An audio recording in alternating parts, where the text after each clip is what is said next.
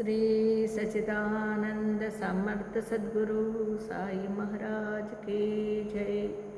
సాయి బిడ్డలందరికీ కూడా సాయినాథుని ఆశీర్వాదాలతో మనం 7వ అధ్యాయంలో ఉన్నామండి. నిన్న బాబా గారిది గురుసు ఉత్సవంలో కానీ హిందువులు మహమ్మదీయుల యొక్క ఉత్సవాలని చేయడంలో బాబా గారు చూపించినది ఈ యొక్క భక్తి శ్రద్ధలు మనం ఎలా ఉండాలి అనే దాని గురించి తెలుసుకున్నాము. ఇప్పుడు శ్రీ సాయి అవతార విశిష్టమైనది, అంతే కదండి. మరి ఇప్పుడు అందులోనే సాయి అవతారమే విశిష్టమైనది అయినప్పుడు అద్భుతమైనది. నా పూర్వ సుకృతము చేత వారి పాదముల చెంత కూర్చుని నే భాగ్యం మనకు కలిగిందండి. మరి ఆయన భగవత్ స్వరూపుడు, మరి అద్భుతమైన ఆయన. మరి మన జన్మ పూర్వ సుకృతం చేత కదండి ఇలాంటి మహానుభావుని మనం పొందగలిగాము. ఇలాంటి గొప్ప మహానుభావుడు మనకి దొరకడం అంటే ఎంత నిజంగా ఏ జన్మ పుణ్యమో మనకి ఈ మహానుభావుని చెంత చేరడం, ఆయన పాదపద్మం దగ్గర చేరడం అనేది మన జన్మ పూర్వ సుకృతం అండి. మరి వారి సాంగత్యము లభించుట మన అదృష్టం. ఇలాంటి మహానుభావుడి సాంగత్యం లభించుట మన అదృష్టం. అలాగే ఆనాడు రాసిన అటువంటి ఈ యొక్క రచన రాసిన వారు కూడా ఇలాగా ఆలోచిస్తున్నారండి. మనం ఎంత అదృష్టవంతులము, ఎంత గొప్పవాళ్ళం మనము. బాబాగారి చెంత కూర్చుని ఉన్నామే, బాబాగారి దగ్గర ఉన్నామే, ద్వారకామాయి అంటాం, తల్లి ఒడి లాంటి బాబాలో ఉన్నామే మనము అని మనకి ఎంత ఆనందం అండి. మనందరికీ కూడా ఇది చెప్పలేనంత ఆనందం. వారి సన్నిధిలో నాకు కలిగిన ఆనందోల్లాసములు చెప్పలేనివి. సాయిబాబా నిజంగా శుద్ధానంద చైతన్యమూర్తులు. నేను వారి గొప్పతనమును విశిష్టతను పూర్తిగా వర్ణించలేను. ఎవరు వారి పాదములను నమ్మెదరో వారికి ఆత్మానుసంధానము కలుగును. సన్యాసులు, సాధకులు, ముముక్షువులు తదితరులు అనేక మంది సాయిబాబా వద్దకు వచ్చేవారు. బాబా వారితో కలిసి నవ్వుచు సంభాషించుచు ఉండేవారు. వారి నాలుక పైన ఎప్పుడు అల్లా మాలిక్ అని నాట్యం ఆడుతూ ఉండేదంటండి. వారికి వాద వివాదములు కానీ చర్చలు కానీ ఇష్టము లేదు. అప్పుడప్పుడు కోపం వహించినప్పటికీ వారెల్లప్పుడూ శాంతంగాను సమయపాలన అంటే ఇతరులతో మెసిలేటప్పుడు మనము దురుసుగా అంటాం, దానిని ఆయన ఎంతో చక్కగా సౌమ్యంగా శాంతమూర్తిలాగా ప్రశాంతంగా ఉండేవారటండి ఆయన బాబాగారు.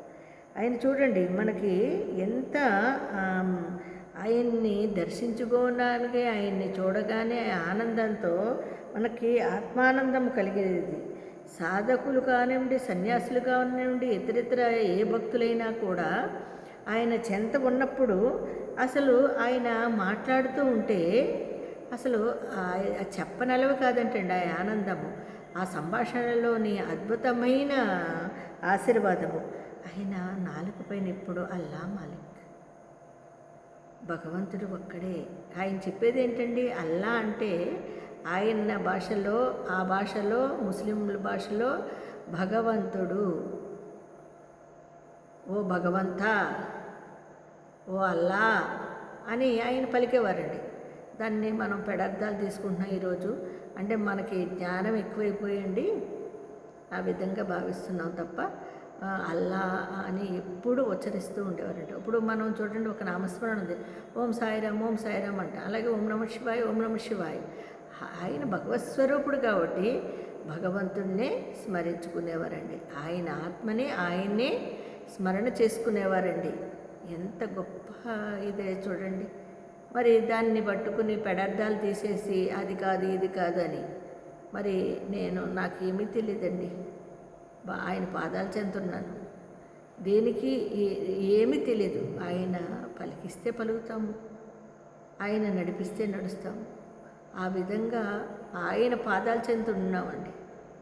మరి అలాంటప్పుడు నాకు తెలిసిన భావంతో అల్లా అల్లా అని ఆయన అంటూ ఉంటే నిజంగా ఆ భగవన్నామస్మరణ చేస్తూ ఉండడం వల్ల కూడా మనకి ఆశీర్వాదాలు అందేయండి. అంతేగాని అల్లా అంటున్నారు బాబా గారు, ఆయన ముస్లిము అని కాదండి. ఇక్కడ ఎన్ని అండి 7వ అధ్యాయంలో చదివి చూడండి ప్రతి ఒక్క సాయి భక్తులు కూడా. అందులో ఎంత భావార్థం ఉందో, ఎంత హిందువులు ముస్లింలు అని కాకుండా ఆయన ప్రవర్తించిన తీరు భగవత్ స్వరూపుడండి. ఆయన సాక్షాత్తు పరబ్రహ్మస్వరూపుడండి. ఆయన అలా అనేవారటండి. వారికి వివాదాలు కానీ చర్చించడం కానీ ఇటువంటి ఇష్టం ఉండదండి. అప్పుడప్పుడు కోపం వహించేవారండి. కోపం వచ్చినా ఆయన కోపం ఎందుకు వచ్చేదండి? మనము ఈ మానవ జన్మలోని లేనిపోని ఆలోచనలతో యక్ష ప్రశ్నలతో ఇతరులను ఇబ్బంది పెడుతూ ఉంటామండి. ఎందుకంటే జ్ఞానులు అనుకుని, కానీ మనకి అసలు ఏమీ తెలియదు. అలాగా ఆయనకి అప్పుడప్పుడు మన ప్రవర్తనకి ఆయన ఊరికే కోప్పడేవారటండి. కోప్పడ్డ అందులోని పరమార్థం ఉందండి. వారు ఎల్లప్పుడూ శాంతంగానూ సమయముతోనూ ఉండేవారు. అంటే శాంతంగా ఉండేవారటండి. ఎల్లప్పుడూ పరిపూర్ణ వేదాంత తత్వముతోనూ బోధించుచుండేవారు. ఏదైనా చెప్పాలంటే ఆయన అసలు అద్భుతమైన వేదాంతం అండి. అది అంత గొప్ప జ్ఞానండి. ఆయన పరబ్రహ్మండి మన సద్గురు సాయినాథుల వారు. మరి ఆ విధంగా ఆఖరి వరకు బాబాగారు, అంటే ఆయన చివరి క్షణాల వరకు కూడా బాబాగారు ఎవరికీ తెలియనే లేదు. ఆయన్ని అర్థం చేసుకోవడంలో ఆయన చివరి క్షణాల వరకు కూడా నిజంగా ఎవరికీ అంత బోధపడలేదండి. ఆ తర్వాత ఆ పరబ్రహ్మ చేష్టలు చూసి అక్కడ వాళ్ళందరూ నెమరు వేసుకోవడం మొదలుపెట్టారండి. గుర్తు చేసుకున్నప్పుడల్లా అయ్యి బాబోయ్, ఆయన పరబ్రహ్మస్వరూపుడే, మనం గుర్తించలేకపోయామే అని చాలామంది బాధపడడం జరిగిందండి.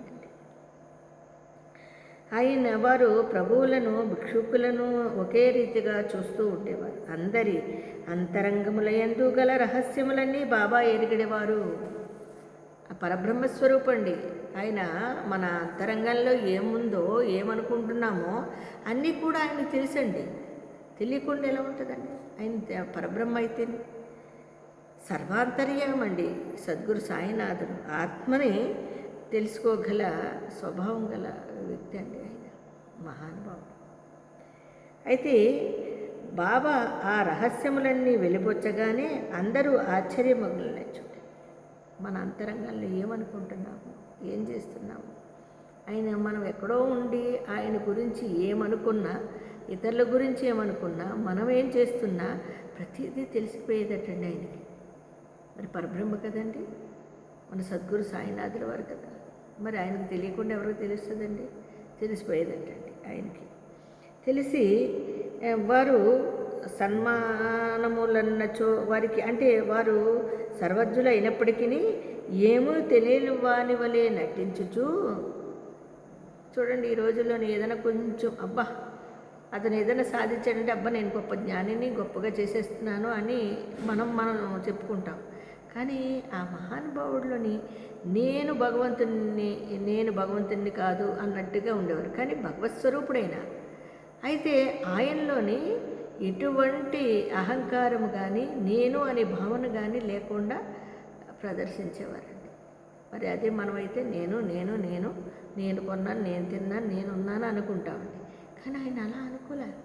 ప్రతి దాంట్లోనే ఆ పరబ్రహ్మ అసలు ఆయన్ని చాలా ఆయన్ని తలుచుకోవడమే కదండి, ఆయన అప్పట్లో మన కోసం చేసిన ఈ చేష్టల్ని ఈ చరిత్రలో చదువుతున్నప్పుడు అక్షరాక్షర రూపంలోనే మీరు దాన్ని అభ్యసిస్తూ నెమరు వేసుకోండి. అసలు మనం చదివేశాము అనేది కాకుండా చదువుతున్నప్పుడు మీరు ఏం తెలుసుకున్నారనేది గ్రహిస్తూ దాన్ని అనుభవాన్ని పొందండి.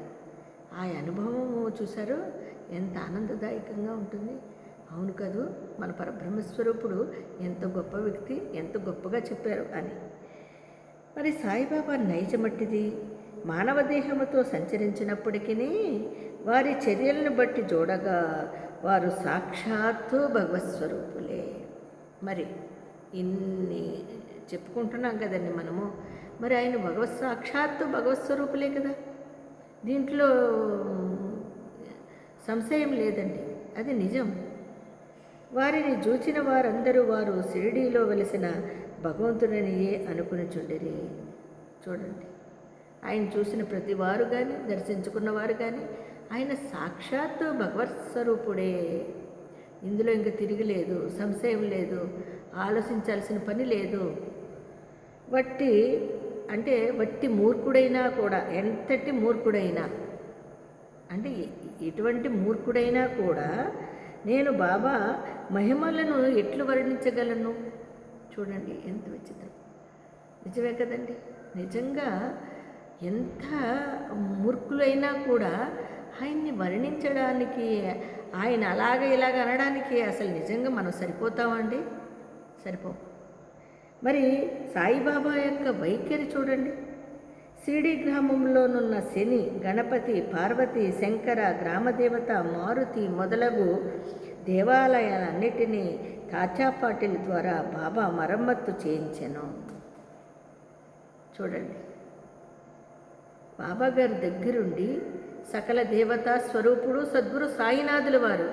కానీ అక్కడ ఉండే దేవతామూర్తుల్ని ఎవరో చూడండి, శని, గణపతి, పార్వతి, శంకర, గ్రామదేవత, మారుతి, ఈ ఆలయాలన్నిటినీ కూడా ఎంతో వృద్ధి చేశారండి బాబాగారు.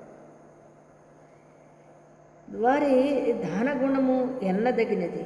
దక్షిణ రూపముగా వసువులైన పైకమంతయు నొక్కొక్కడిగా కూర్చి 50, 20, 15 చొప్పున ఇచ్చవచ్చినట్లు పంచిపెట్టాడు వారు. చూడండి, అది మరమ్మతులు చేయించేటప్పుడు పనిచేసే వాళ్ళకి మనము డబ్బులు ఇస్తాం కదండి, పని చేయించుకునేటప్పుడు. ఆ విధంగా బాబాగారికి దక్షిణ రూపంగా వచ్చిన వాటిని ఆ విధంగా ఇచ్చేసేవారండి. అప్పట్లో 50 రూపాయలు అంటేనండి 50,000తో సమానం, 20 రూపాయలు అంటే 20,000తో సమానం, మరి 15 రూపాయలు అంటే 15,000తో సమానం. ఇలాంటి వాటిని లెక్క చేయకుండా ఆయనకి వచ్చినట్టుగా ఎవరైనా దక్షిణిస్తే ఆ దక్షిణని ఆ విధంగా ఖర్చు పెట్టి ఆ విధంగా చేసేవారటండి బాబాగారు. మరి 7వ అధ్యాయంలో మరి బాబాగారిని స్మరించుకుంటూ రేపు మళ్ళీ కలుద్దామండి. సాయిరామ్.